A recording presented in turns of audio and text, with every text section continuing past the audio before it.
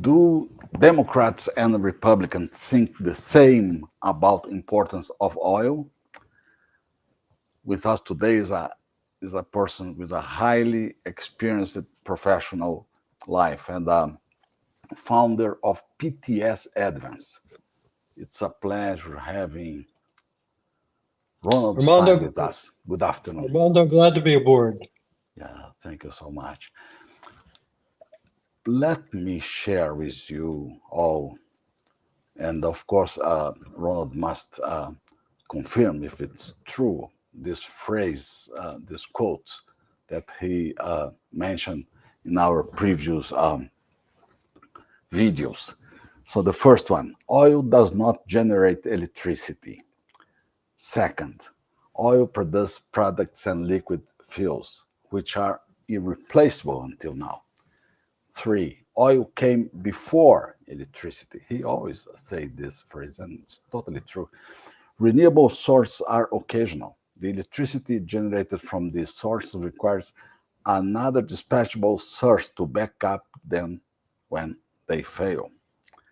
And the massive multiplication of minerals mining for renewable sources in less developed countries is immoral and unethical. Is it true, everything of this, Ronald? Everything's true. Armando, I And think the basic beginning is there's confusion about the word energy because, and especially Kamala, I mean, she refers to wind and solar energy is going to replace fossil fuels. She doesn't recognize or understand or comprehend that wind and solar only generate electricity. And when you take a look at the three fossil fuels, coal and natural gas is heavily used to generate electricity, but oil is never used to generate electricity. In fact, oil is useless. It's black tar. Until you can throw it through a refinery and they heat it and they beat it and they crack it and they do all these crazy things, and you come up with all these oil derivatives, and through human ingenuity, we've been able to make thousands of products. Mhm. And the interesting thing about those products is electricity came after oil. The light bulb was made with oil. And we got six ways to generate electricity. We got coal, natural gas, wind and solar, hydro, nuclear. All six ways to generate electricity require computers, wire, insulation, air conditioning, etc. All the stuff that's made from oil derivatives. So if you get rid of oil, you get rid of electricity. Yeah. Yeah, that's right. We are in the middle of a campaign to presidential election in the U.S. And Yes.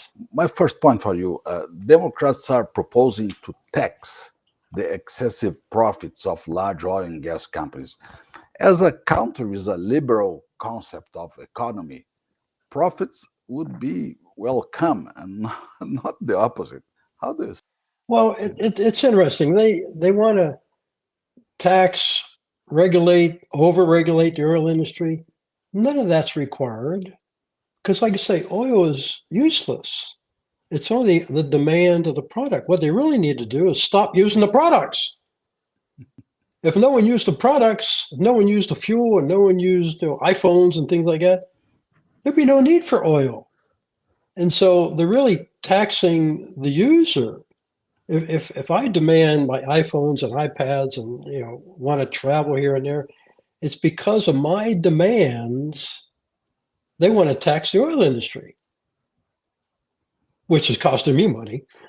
But they won't face reality. Stop using the products, and the industry goes away. Sure. Every industry needs profits. This is the base Remember, of the liberal. Armando, we had a zero emission society back in the 1800s. There was no oil, there were no cars, there was no transportation, there was no hospitals, no airports, no militaries. That was a zero emission society. That's right. That's right. And we call Inflation Act. I'm not reduction. Inflation Reduction Act Right. is a democratic achievement from Democrats. They wanted to reduce reliance in fossil fuels. What does it mean exactly? Well, first of all, the Inflation Reduction Act is basically subsidies. And subsidies is my tax dollars. I mean, like Biden wants to build 500,000 charging stations. And so he's subsidizing to build them. They wouldn't be built if it wasn't for subsidies, but those subsidies are my money. So he's using my money, and then he's claiming I, Joe Biden, accomplished this, quote, quote, with Ron's money.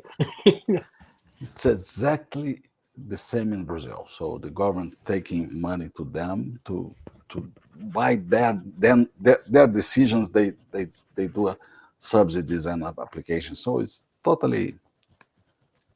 But the irony of the whole thing is they want to reduce dependency on oil, but they keep adding more demands of oil. They keep increasing the military. They keep increasing wind and solar, which is made from oil. They keep wanting to go with EVs, which are made from oil. So they keep increasing the demands of oil, and then they want to tax oil. I mean, give me a break, you know? It's they won't face reality. Like, you know, and it's only the wealthy countries that can afford this. The developing countries can't afford this. Exactly. Yeah. That's a good point, this one. The current administration of the United States are implementing several regulations to make harder to produce oil. At the same time, somewhere outside the United States are producing oil, and the United States are importing, specifically products, not oil. So this logic is not clear for me. It isn't, no, because I think if anything, especially the Democrats, they would just well close down the oil industry in the United States. But now it gets down to a national security issue. We remember the oil embargo, 50 years ago when OPEC, shut the valve off for oil. Well, this can be very similar because if you keep closing refineries and reducing production, we're going to be dependent on foreign countries to meet our demands. It's our demands that's causing it. And we know that Asia is planning on building 88 new refineries. I mean, they're going to be providing fuels for all of the United States infrastructure, all the oil derivatives to make the products. If it's not made here, it'd be made there. We'll be importing the products. So it becomes a real national security issue that we start importing the fuels to run our military. California is already, I guess, a great example of that failure because when the oil embargo happened in 73, California, there's a lot of oil production here and a lot of oil production in Alaska. Between Alaska oil and California oil, it met 95% of the demands of the state of California. Well, every Democratic governor has since been reducing oil production. So today, instead of being 5% dependent on foreign crude oil, California is more than 60% dependent on foreign crude oil. And California is the fourth largest economy in the world. We have, just within the state of California, got 9 international airports from north to south. We have 41 military airports and 3 of the largest shipping terminals in the United States, bringing products in, all being run by foreign oil. Armando, we in California are becoming a national security risk for the entire country. That's right. And I know Harris and Walz, they want the rest of the country to follow California. Wait a minute. I mean, let's have a conversation. Yeah, because electricity can't do anything. Yeah, let's see some difference between their thoughts. Democrats advocate that transition to clean energy is a must have, and Republicans don't see the same. What's the well? base? First of all, again, the first statement is almost wrong. The Democrats want to go to clean energy. No. They're really talking about clean electricity because that's the only thing wind and solar can do. But we got a lot of merchant ships in the world, a lot of military planes, a lot Yeah, of commercial not aircraft. replaceable. They don't run on electricity. And so it really gets down to starting redefinition or clarification. They've got to understand what wind and solar can do and what wind and solar cannot do. Wind and solar cannot make tires, cannot make toilet paper, cannot make iPhones. And, like you say, we're going to have a product supply chain problem if we get rid of oil. I think I mentioned to you, I was interviewed on a New York TV station several months ago. And the first question to me was, "Hey, Ron, we understand you're pro oil." I said, "Wait a minute, I'm not pro oil. I'm pro the products we get from oil. That's what's got humanity to where it is today. It's the products. If there's another way to make those products, hey, I'm all for it. And if We've had 200 years to replace oil, and we haven't been able to do it." these products come from oil or another source, it's not a problem. But today is replaceable. Exactly, right. There's no replacement. And Tim, before I jump out of the airplane without a parachute, I want a backup plan. And how can we explain to young people this logic? It's very complicated, no? Well, I think it's really getting down to being careful when you use the word energy. When people are talking energy, they're really talking two things, either electricity or products. Because wind and solar can produce electricity, wind and solar can produce no products. Oil, on the other hand, oil by itself doesn't generate electricity, it only produces products. So you're comparing apples and oranges. And when they keep talking about, clean energy, I said, wait a moment, you're talking about electricity or you're talking about products? Because wind and solar, can't do anything. And then everything that needs electricity, the iPhone, the computers, the data centers, everything that needs electricity is made from oil. Electricity can make it run, but it can't make the products itself. With these two strong candidates of Democrat Party, the vice president and the governor, and they will be, let's see, they will face a real discussion about energy before November. Do you believe Hopefully. that? No, I've lost a lot of faith in the press to ask those embarrassing questions. In fact, I don't really would like to ask embarrassing questions. I put out an article yesterday. Yeah, today's Thursday, and it was like 8 questions. I'd like to give those questions in advance to Harris. Give it to it in advance to Trump. Let them prepare the answer. I don't want to embarrass him with Yeah. a question they're not prepared to, because it's going to take a little research and understanding that they're wrong. Wind and solar is not energy. Wind and solar is only electricity. That's right. That's right. That's where it all goes wrong. And you see that Republicans will do something like expand fossil fuel exploration if they win, Republicans. Yes, I think Republicans have pretty much said they would stop the mandates on EV and drill baby drill. I mean, I think they would be more realistic, but again, I'm not sure they fully understand what they're doing. They're doing the right thing. Until we get a replacement for oil, we have to, keep going this way, because there's billions of people that are relying on transportation and hospitals and food. We're growing food in all kinds of countries and move it to a different country. Yeah. And yeah, so you get rid of oil before you have a replacement, you're going to lose billions of people.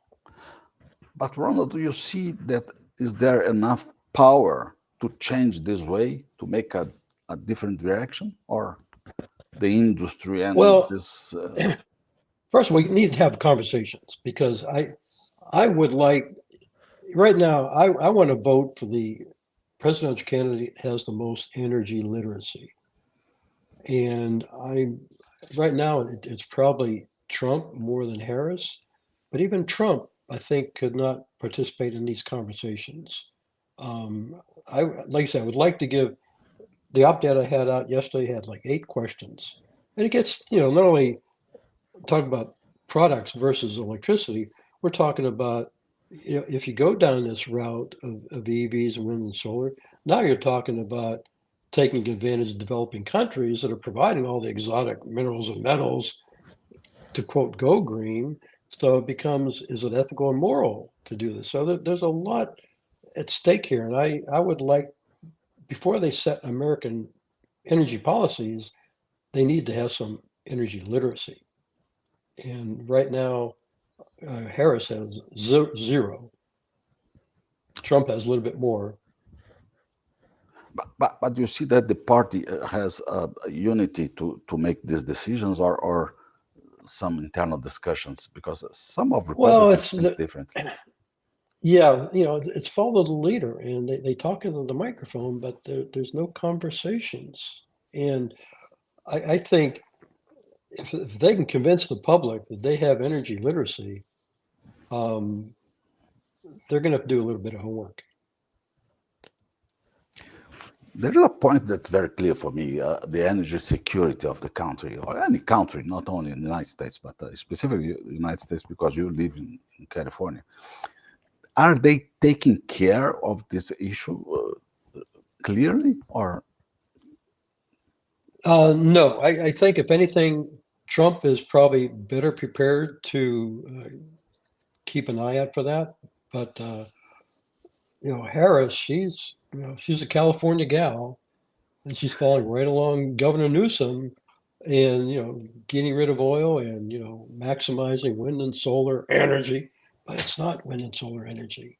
Yeah, it's only electricity. And if you get rid of oil, you have nothing to electrify, because everything that needs electricity is made from oil.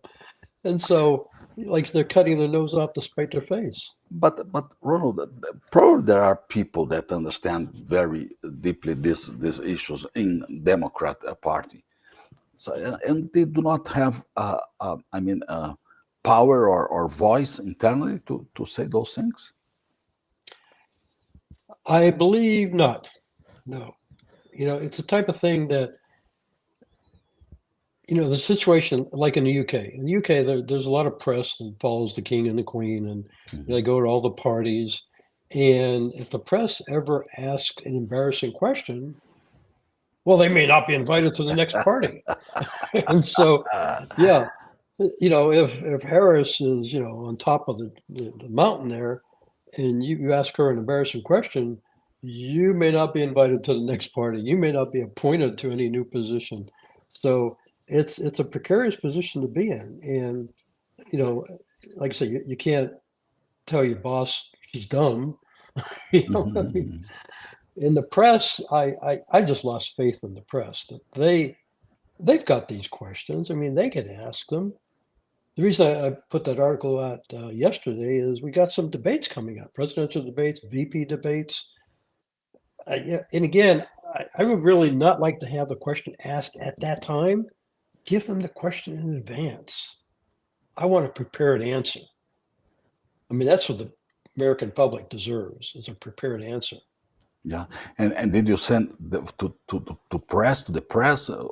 Who are the destinations of your questions? My articles they're posted on America Out Loud News, and they're reposted around the world. Wow. And they would have to have their head in the sand, not to see it. It's really up to them, who's going to have the guts to ask the question. But like I say, I would love to have those questions given to the candidates. Have them prepare. They might have their whole staff, do a lot of research, but I want a prepared answer.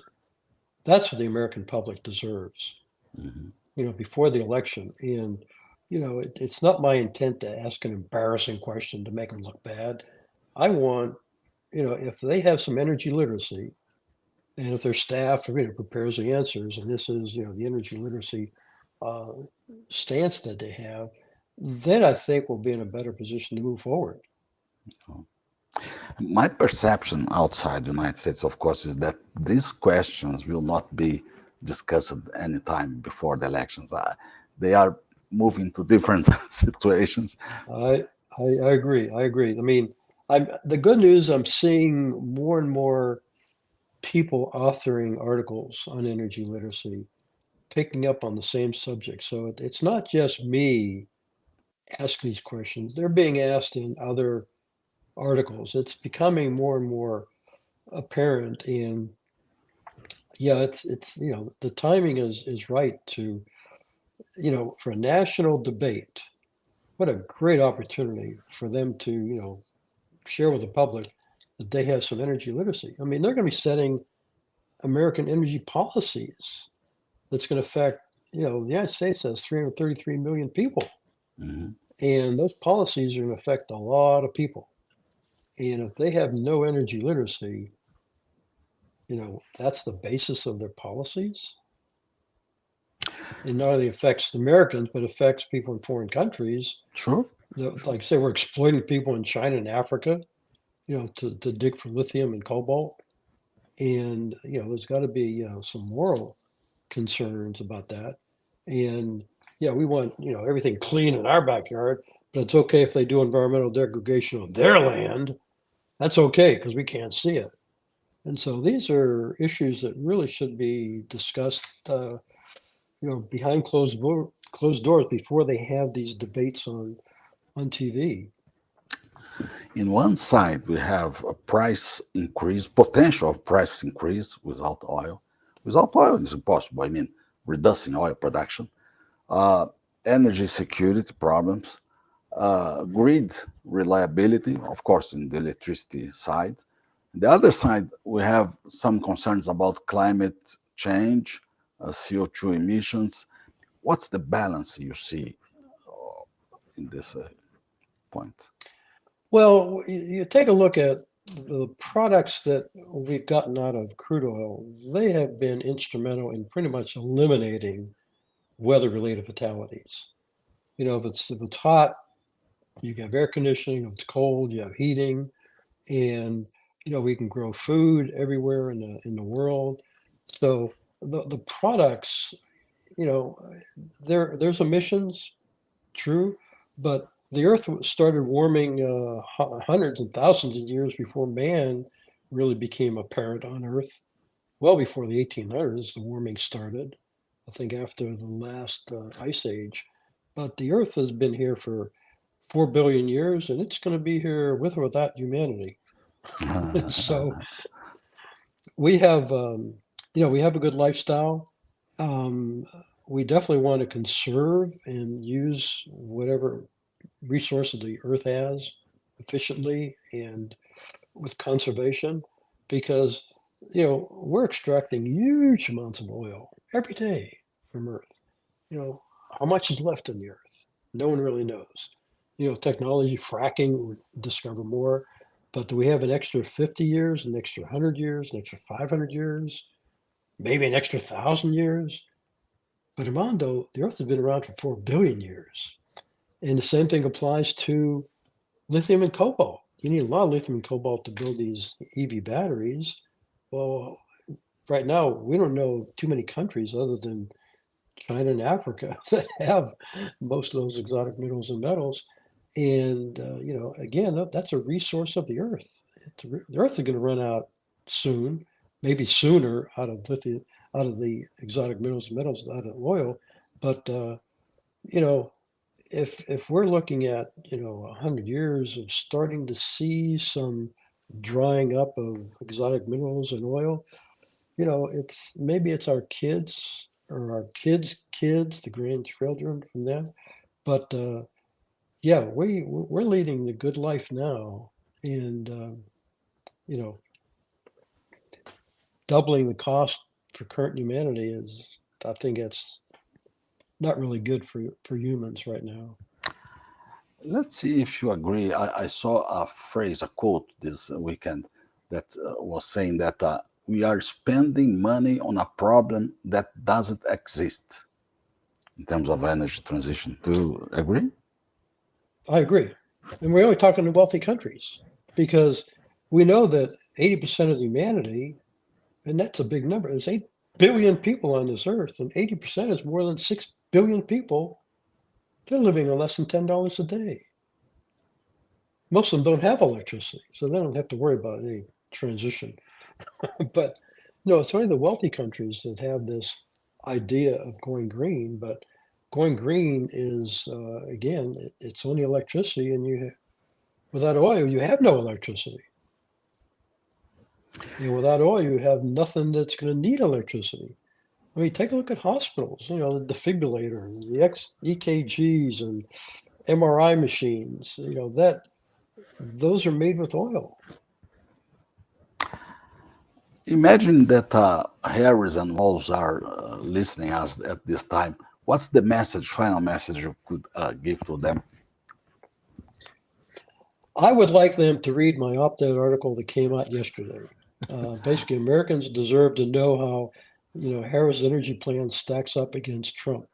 And there's 8 questions in there talking about what we've been talking about here.